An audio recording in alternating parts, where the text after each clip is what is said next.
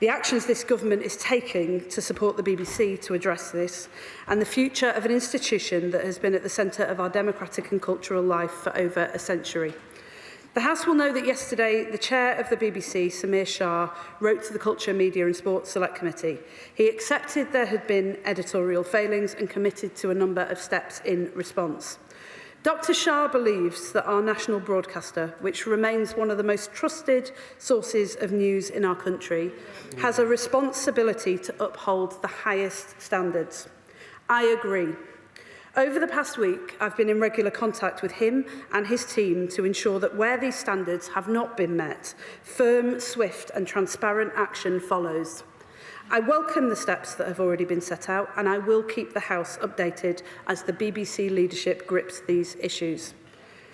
The concerns that have been raised are serious in and of themselves, but some in this House have gone even further, suggesting that the BBC is institutionally biased. It should not be lost on us that the BBC has faced criticism from all sides for its coverage of highly contentious and contested issues, and accused of giving too much airtime to particular parties and for giving them too little. Those in this House attacking the BBC from left and right for not expressing views they agree with should consider just what is at stake. There is a fundamental difference between raising serious concerns over editorial failings and members of this House launching a sustained attack on the institution itself. Because the BBC is not just a broadcaster, it is a national institution that belongs to us all. Every day it tells the story of who we are, the people, places and communities that make up life across the UK. It projects British values, creativity and integrity to the world. It underpins our creative industries, has a footprint in our nations and regions that is unmatched by any other, and it is by far the most widely used and trusted source of news in the United Kingdom. At a time when the lines are being dangerously blurred between fact and opinion, news and polemic, the BBC stands apart. It is a light on the hill for people here and across the world. Trusted news and high-quality programming is essential to our democratic and cultural life. All of us in this House should value it, uphold it and fiercely defend it. The BBC is facing challenges, some of its own making, but it is doing so in the context of a revolution in the media landscape that has challenged all broadcasters and polarised and fragmented our national debate. It is time to grip this with a clarity of vision and purpose that secures the BBC's future. Throughout its history, Madam Deputy Speaker, the BBC has always adapted and evolved. This is an institution that began in the era of radio, when it was deemed an existential threat to the newspaper industry.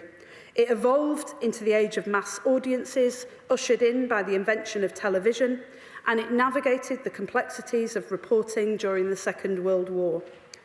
We will imminently begin the Charter Review, which will set the terms of the BBC for the next decade, and through it we will collectively write the next chapter of the BBC's story.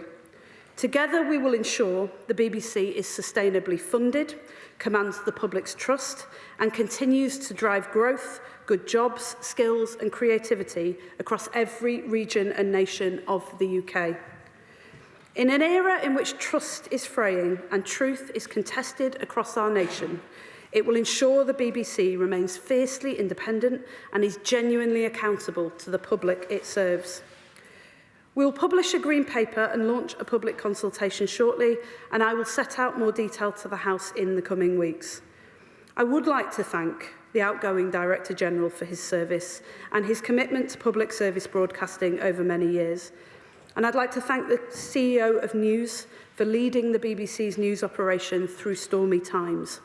I do not underestimate the challenge of taking on these roles and the personal toll that they can take on the individuals who hold them.